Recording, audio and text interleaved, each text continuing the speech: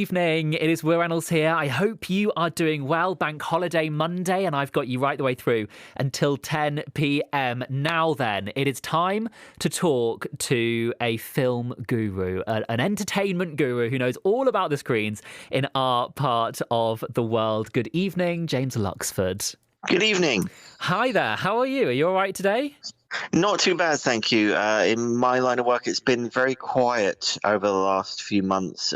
We are just getting back into the swing of things with the release of Tenet. That's sort of the official go signal for cinemas to go back to whatever the new or normal may be. Okay. So things are picking up. So how's this working in terms of, because obviously some cinemas are back open now, aren't they? Albeit restricted, but people can go and watch films in the cinema. Are big companies holding back their kind of big investment blockbusters to wait for a bigger audience? Is that causing a bit of a nightmare, or is it the opposite?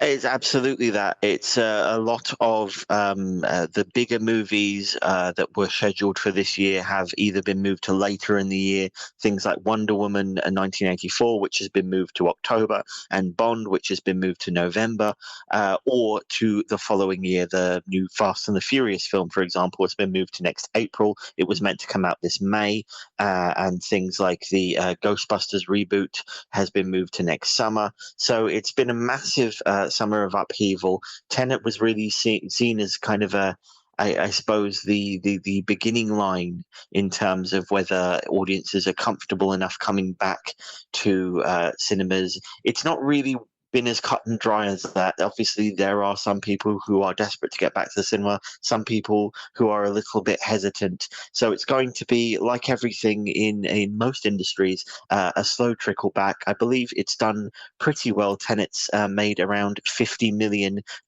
in the territories that it has opened in. It's a bigger problem in America because there is a higher infection rate, so that is put off Tenet's release date, and there's kind of going to be a staggered state by state release depending on infection rates. But it's a little bit messy, but we are getting there in terms of getting people back into the cinema as safely and as enjoyably as possible. Yeah. So are these films, are they all made? Are they all just literally waiting in the wings? A lot of them are, yes. They are going to be, box ready, if you like, for the cinemas. It's just a very difficult time to know when the people are ready to go back into cinemas. These films require millions upon millions of people to see them to sometimes break even. So a cinema that only has a half capacity or even quarter capacity is not going to be good enough for a movie that is looking to make $1 billion, $2 billion in some cases.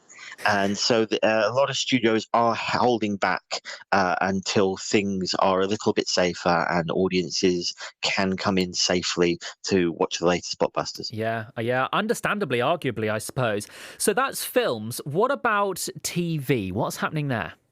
Well, we of course have had a huge selection of films on TV, and a lot of limited series. Things like Tiger King have dominated lockdown, but it's been a chance for people to catch up with movies that they might not have seen the first time round. I know a lot of people just sort of anecdotally are catching up with the Marvel franchise or the Fast and Furious franchise, as we talked about earlier. It's a chance to get a hold of all of those streaming services and catch up on that movie that you maybe didn't catch and always meant to see. And I know Disney Plus this Friday are moving the Mulan, which was intended for cinemas, to their streaming service. But there's also a ton of movies heading for TV as well. Absolutely. So I thought I would give you a call tonight because I thought, well, look, we're broadcasting to lots of people who are sadly coming to the end of the bank holiday, and they're going to be in the middle of next week thinking, oh, I don't like being back to work. I need something to pick me up. So I thought, I bet James has got some good recommendations of things to keep us entertained on telly. What have you got for us? Well, to start with, how about Mamma Mia, Here We Go Again? It's on Monday, 8 p.m. on ITV. It's the sequel to the hit musical adaptation that looks at the younger years of Meryl Streep's character Donna while her daughter Sophie prepares for motherhood. It's just a tremendous fun. I think this is the movie version of being at a really good party. There's lots of good music. There's a lot going on. That not all of it makes sense, but it's an awful lot of fun. Yeah, oh, you can't go wrong with that at all, can you? And dare I ask about ABBA? Yes, of course. It's got the gorgeous ABBA soundtrack and big musical numbers, huge dance numbers, and the surprise appearance of Cher as Donna's mother. I mean, it doesn't make sense, but it is a lot of fun. It's a laugh. It's a real laugh. It's a real good film. I mean, if you've got the opportunity to put Cher in a film, you put them in, right? Absolutely.